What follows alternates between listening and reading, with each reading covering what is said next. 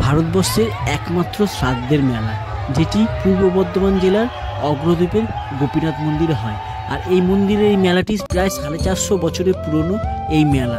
এখানকার মানুষের মত অনুযায়ী যে গোপীনাথের সেবক ছিলেন স্বয়ং গোবিন্দ ঘোষ, আর এই গোবিন্দ ঘোষের কোনো সন্তান সম্পন্ন কেউ ছিলেন না। তাই গোবিন্দ ঘোষ মারা যাওয়ার পরে তার শ্রাদ্ধ শান্তি কে করবেন সেই নিয়ে তখন অনেক মতভাবনা ছিল। তখন স্বয়ং গোপীনাথ কিন্তু এই গোবিন্দ ঘোষের শ্রাদ্ধ শান্তি করে। সেই রীতি অনুযায়ী কৃষ্ণপক্ষের একাদশ তিথিতে কিন্তু এই মেলা অনুষ্ঠিত হয় এবং এই মেলায় কিন্তু সকলকে কিন্তু এখানে বিনামূল্যে ভোগ বিতরণ করা হয় এবং ভোগের মাধ্যমে চিড়ে দই দেওয়া হয় এবং তারপরে নিরামিষি যে খাবার আছে সেগুলো দেওয়া হয়। আর আজকে তোমাদেরকে নিয়ে যাব এই গোপীনাথ মেলা দর্শন করাতে। আর গোপীনাথ মেলা 2025 সালে কিন্তু শুরু হয়ে গেছে, তাই তোমরা পুরো ভিডিওটা শেষ পর্যন্ত দেখো। আর ভিডিওটা শুরু করি।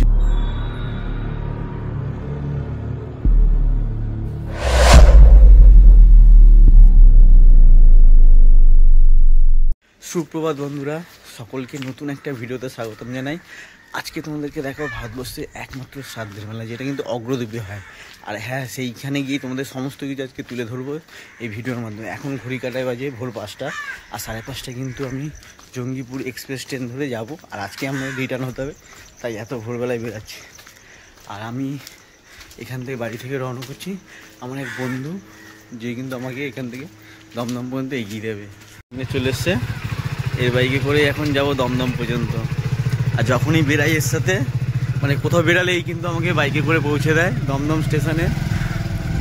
চলো দমদম স্টেশনে যাই। এখন স্টেশন পৌঁছে দিয়ে টাটা ছেড়ে দিয়ে গেল, দেখতে পাচ্ছ আমরা টিকিট কাউন্টার পর্যন্ত পুরো দমদম স্টেশনে চলে আসলাম। চলো এবার ট্রেন ধরবো, টিকিট কাটি। বন্ধুরা, আমাদের ট্রেন কিন্তু ফাইনালি চলে আসলো। আর ঘড়ি কাটা বাজে 5:35। আর আমাদের ট্রেন কিন্তু দমদম প্ল্যাটফর্মে 3 নম্বর স্টেশনে 3 নম্বর প্ল্যাটফর্মে চলে আসলো। আমরা কিন্তু ট্রেনে উঠে পড়বো। আর এটি হচ্ছে শিয়ালদা জঙ্গিপুর এক্সপ্রেস। আর আমাদের অগ্রদ্বীপ পৌঁছাবো আমরা প্রায় 3 ঘন্টা লাগবে আমাদের সময়। আর এখন প্রায় 8:40-এর মতন সময়ের মধ্যে আমরা কিন্তু পৌঁছে যাবো। আর আমাদের সিট পেয়ে গেছি, যেহেতু সকালবেলা ছিল একটু ফাঁকা ছিল। আর যেতে যেতে যে বাইরের প্রকৃতির দৃশ্য দারুণ লাগছিল, বাইরের দারুণ প্রকৃতির দৃশ্য উপভোগ করতে করতে কিন্তু আমরা এগিয়ে চললাম। এবং এরপরেই কিন্তু আমরা একটি ব্রিজ পেলাম, যে মা গঙ্গার উপর থেকে ব্রিজের উপর কিন্তু আমরা এগিয়ে চলেছি। সকালবেলা এই দৃশ্যটা কিন্তু দারুণ লাগছিল, হালকা হালকা শীতের আমেজ ছিল, বেশ দারুণই লাগছিল। কিন্তু বাইরের প্রকৃতি উপভোগ করতে করতে কিন্তু আমরা কখন যে পৌঁছে গেলাম আমরা বুঝতে পারলাম না।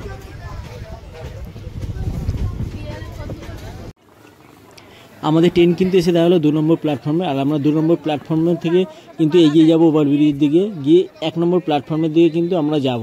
আর প্রচুর মানুষ কিন্তু এই সকাল সকাল কিন্তু নেমে পড়েছে, দেখতে পাচ্ছ কত মানুষ কিন্তু নেমে।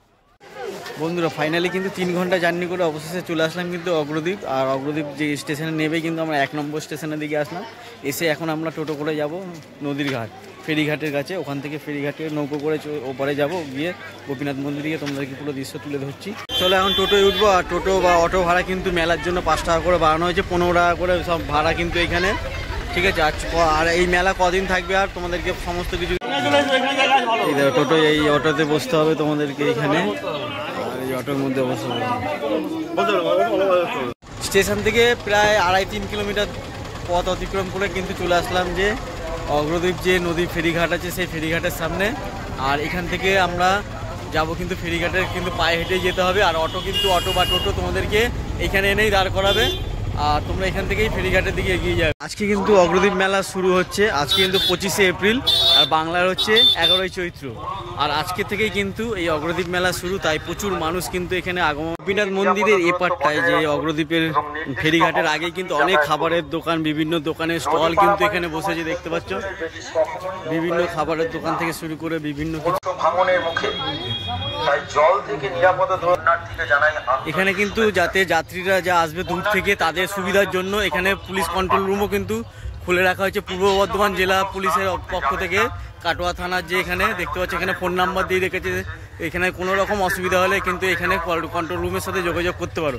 এইবারে এই পথ ধরে কিন্তু আমরা চলে যাব কিন্তু যে ফেরিঘাটের দিকে। আর এইটা কিন্তু অনেকটা চর পড়ে যাওয়া হয়, যে গঙ্গা চর পড়ে যাওয়া, কিন্তু অনেকটা দূর হেঁটে যেতে হবে আমাদেরকে। হেঁটে তারপরে কিন্তু বিভিন্ন মানে অনেকগুলি ঘাট করেছে কিন্তু পরপর 1, 2, 3 করে পরপর ঘাট করেছে। দেখতে ওপাশ দিয়ে একটা ঘাট, এপাশ দিয়ে একটা। নৌকায় 70 জনের মতন করে নেবে, তাই এখানে লাইনে দাঁড়াতে হবে, লাইনে দাঁড়িয়ে থাকতে হবে এখানে পরপর আমাদের, মানে এখানে 70 জনের বেশি নেবে।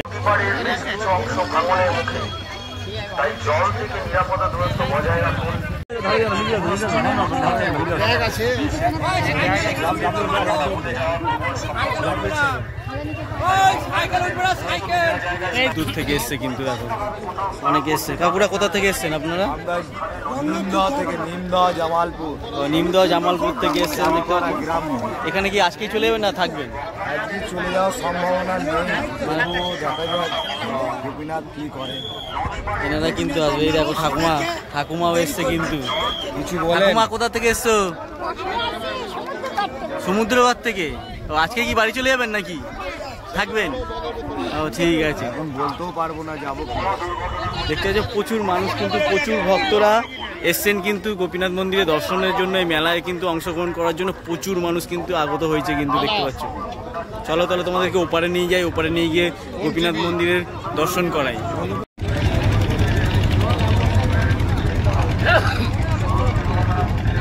আমাদের নৌকা কিন্তু এপারে চলে আসলো, এখন আমরা সবাই নামবো আস্তে আস্তে করে। দেখতে পাচ্ছ সকলে কিন্তু নামছে আস্তে আস্তে।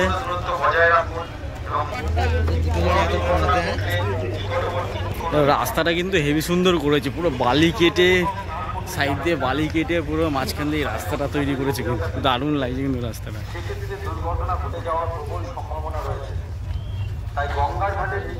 চলো এই থেকে নৌকার টিকিট দেবো, নৌকার টিকিট কেটে তারপর আমরা যাবো, আগাবো। ক টাকা করে? চলো 5 টাকা করে কিন্তু টিকিট। নৌকা ভাড়া কিন্তু প্রতিজন 5 টাকা করে মাথা পিছু। 5 টাকা দিয়ে এখান থেকে বেরাবো। আমি আগের দিয়ে হাতে বেরিয়ে গেলাম কিন্তু 5 টাকা দিয়ে দিলাম। 5 টাকা দিয়ে এখন আমরা বেরিয়ে পড়লাম। আর এখান থেকেও গাড়ি রয়েছে, অটো রয়েছে, কিন্তু অটো করে তোমরা যেতে পারো, কিন্তু অটো পায়ে হেঁটেই মাত্র খানিকটা দূরে, বেশিক্ষণ লাগবে না, তোমরা পায়ে হেঁটেই যাবে। প্রচুর মানুষ কিন্তু পায়ে হেঁটেই কিন্তু যাচ্ছে, দেখতে পাচ্ছ। তাই আমরাও পায়ে হেঁটে যাচ্ছি। আর আজকে কিন্তু মেলা শুরু, মানে প্রথম দিন মেলার। সব বাবাদের আখড়া বসেছে, দেখো বিভিন্ন আখড়া বসেছে সাধু বাবাদের। অনেক দূর দূর থেকে এসছে সব সাধু সন্ন্যাসীরা, কিন্তু বিভিন্ন দূর থেকে এসছেন, তাদের কিন্তু এখানে আখড়া রয়েছে। তারা কিন্তু এই মেলার কটা দিন কিন্তু এখানেই থাকবেন, দেখতে পাচ্ছ। প্রচুর দূর দূরান্ত থেকে বিভিন্ন সাধু সন্তরা কিন্তু এখানে উপস্থিত হয়েছে।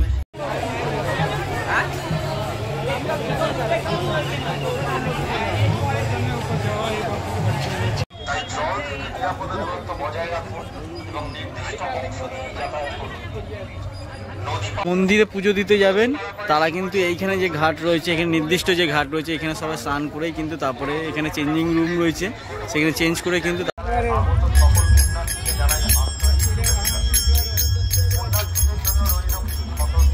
তাদের কিন্তু এখানে পুরো টয়লেটের পুরো কিন্তু সুব্যবস্থা রয়েছে, প্রচুর টয়লেট রয়েছে কিন্তু। আর প্রচুর মানুষ কিন্তু এখন ভিড় জমিয়েছে, দেখুন। চলো সামনের দিকে এগিয়ে যাই।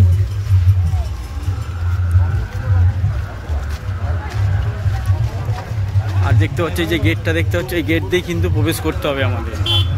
এই গেট দিয়ে ধরো সোজা গেলে যে গোপীনাথ মন্দিরের যে মেন যে নতুন মন্দিরটা, সেটা আমরা দেখতে পারবো। আর এখানে কিন্তু প্রচুর দোকান কিন্তু রয়েছে, বিভিন্ন দোকান, বিভিন্ন আখড়া কিন্তু এখানে রয়েছে। কিন্তু দেখলাম যে বিভিন্ন ফার্নিচারের জিনিসও কিন্তু এখানে আছে, কাঠের ফার্নিচারগুলিও রয়েছে, দেখতে পাচ্ছ। এখানে আসলে কিন্তু কাঠের ফার্নিচারও দেখতে পারবে। যে গোপীনাথ মন্দির যে মেন যে নতুন মন্দিরটা, সেখানে কিন্তু চলে এসেছি। আর তোমাদেরকেও দর্শন করাবো, আমার সাথে সাথে তোমরাও দর্শন করবে, যে গোপীনাথের দর্শন করছি।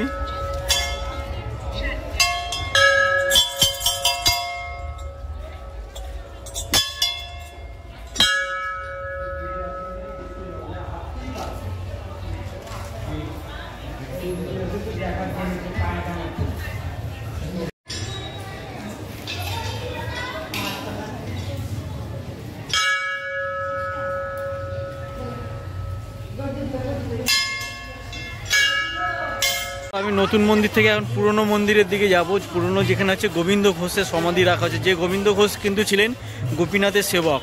আর সেই গোপীনাথ স্বয়ং কিন্তু এই গোবিন্দ ঘোষের কিন্তু শ্রাদ্ধ শান্তি করেছিলেন। আর প্রচুর ভক্তরা আগত হয়েছে, দেখো।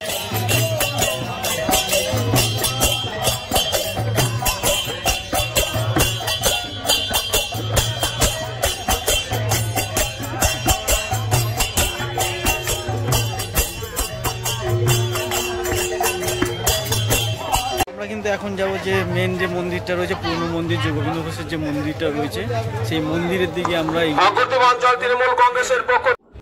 বন্ধুরা, মানুষের ভিড় দেখো, কত লাখ লাখ মানুষ, হাজার হাজার মানুষ কিন্তু এখানে ভিড় জমিয়েছেন। কত দর্শনার্থী কিন্তু আজকে এখানে আগত হয়েছে দেখো পুজো দেওয়ার জন্য। প্রচুর ভিড়, প্রচুর। বেলা 11টা বাজে, এক একজন কিন্তু সকাল 6টায় লাইন দিয়ে কিন্তু এই 11টার সময় এখন কিন্তু পৌঁছালো। মানে প্রায় 4 ঘন্টা 5 ঘন্টা ধরে কিন্তু মানুষ লাইনে দাঁড়িয়ে তারপরে পুজো দিচ্ছে কিন্তু। প্রচুর লাইন, মানে আমি যেখানে লাইন দেখলাম প্রায় এখানে নাই করে 10-15 হাজারের উপরে মানুষের লাইন কিন্তু পড়ে গেছে অলরেডি। দেখো প্রচুর প্রচুর কিন্তু ভিড় হয়েছে আজকে প্রথম দিনেই কিন্তু প্রচুর ভিড়। এদিক দিয়ে এগিয়ে যাই, এদিকে দেখতে পাচ্ছ যে এখানে রয়েছে শ্রী শ্রী গোবিন্দ ঘোষ ঠাকুর, যে গোবিন্দ ঘোষ ঠাকুরের যে সমাধি রয়েছে, এটা হচ্ছে মেন মন্দির, মানে গোবিন্দ ঘোষের যে সমাধি করা হয়েছে সেই মন্দির কিন্তু এটা এখানে। আর এখানে কিন্তু প্রচুর ভক্তরা কিন্তু দূর দূরান্ত থেকে এসছে, দেখতে পাচ্ছ প্রচুর ভক্তরা কিন্তু এসছে। আর এই মন্দিরের ভিতরে প্রবেশ করা মানে এখন প্রচুর ভিড়, সেই জন্য এই মন্দিরে কিন্তু এখন প্রবেশ করা যেতে পারবে না, তাই তোমাদেরকে ভিতরের দৃশ্যটা দেখাতে পারবো না। প্রচুর ভিড়, প্রচুর মানুষ কিন্তু আজকে এখানে এসছে, আর প্রচুর দর্শনার্থী কিন্তু এই মন্দিরের সামনে কিন্তু উপস্থিত হয়েছে। দেখতে পাচ্ছ প্রচুর ভক্তরা কিন্তু এখানে কিন্তু উপস্থিত হয়ে রয়েছে। দেখো প্রচুর পরিমাণে কয়েক হাজার কয়েক লাখ ভক্ত কিন্তু আজকে উপস্থিত হয়েছে, দেখতে পাচ্ছ।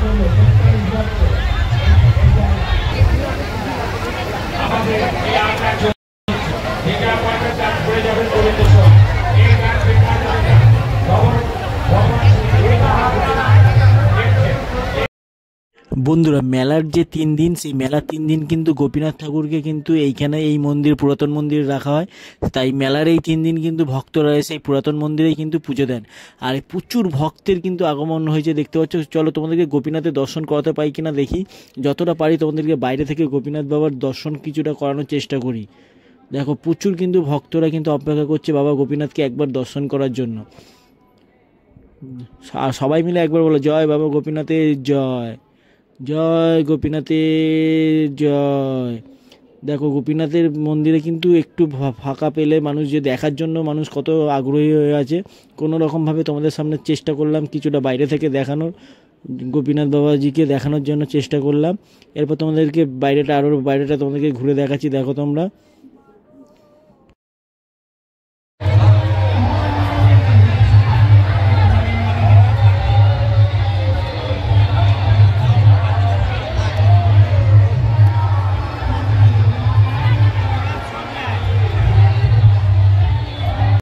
লাইন দেখো কত বড় কিন্তু লাইন পড়েছে, কিন্তু প্রচুর মানুষ কিন্তু কত দূর থেকে এসে লাইন দিচ্ছে কিন্তু তারা, দেখতে পাচ্ছ।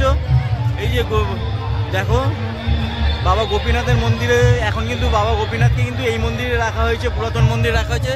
সেই জন্য ভক্তরা সবাই কিন্তু এখানে এসছেন পুজো দিতে। আর পুজো দেওয়ার লাইন কিন্তু প্রচুর প্রচুর প্রচুর দূর থেকে কিন্তু মানুষ এসছেন, কিন্তু প্রচুর দূর থেকে।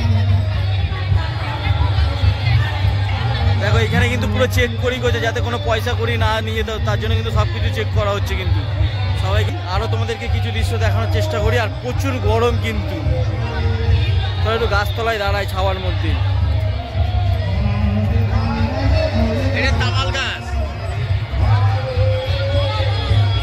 আর এখানে এই গাছটায় দেখতে পাচ্ছ প্রচুর ভক্তরা কিন্তু তাদের মনস্কামনা পূর্ণের জন্য এখানে ইট বেঁধে রাখে।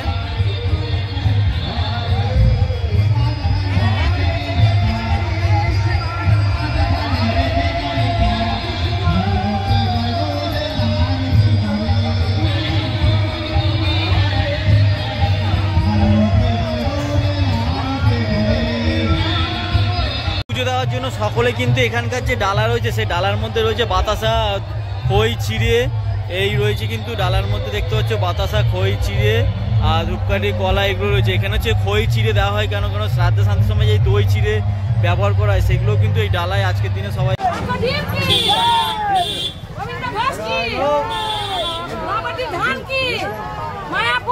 আপনারা কোথা থেকে এসছেন?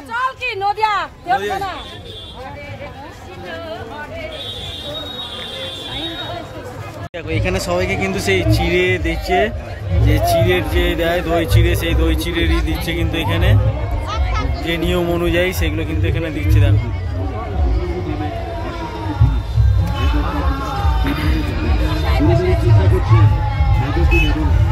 সেরকম কিন্তু এখানে দিচ্ছে দেখো।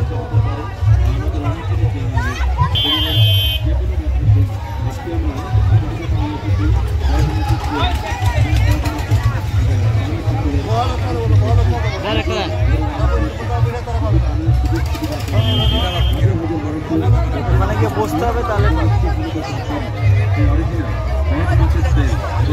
অগ্রদীপ মেলায় যারা আসবে তাদের থাকার জন্য ব্যবস্থা করা রয়েছে, ছোট ছোট তাঁবু মতন টাঙিয়েছে, যেরকম তোমার ইসে দেখেছিলে গঙ্গাসাগর, তারপর হচ্ছে তোমার প্রয়াগরাজের যে কুম্ভ মেলায় যেরকম দেখেছিলে সেই রকমই এখানে প্রচুর দূর দূরান্ত থেকে মানুষ এসে কিন্তু এখানে থাকার পুরো ব্যবস্থা রয়েছে। এখানে যে 3 দিনের মেলা হয়েছে সেই 3 দিনের মেলায় কিন্তু মানুষ এখানে থাকা থেকে থাকতে পারবে। বন্ধুরা, গোপীনাথের এই মেলায় কিন্তু বিভিন্ন জায়গায় কিন্তু সেবা সমিতিরা রয়েছে, তারা কিন্তু বিনামূল্যে যত পুণ্যার্থী রয়েছে তাদের কিন্তু এখানে ভোজনের ব্যবস্থা করেছেন। দেখতে পাচ্ছ এখানে যে নিরামিষ ভোজন তার কিন্তু পুরো ব্যবস্থা করেছে।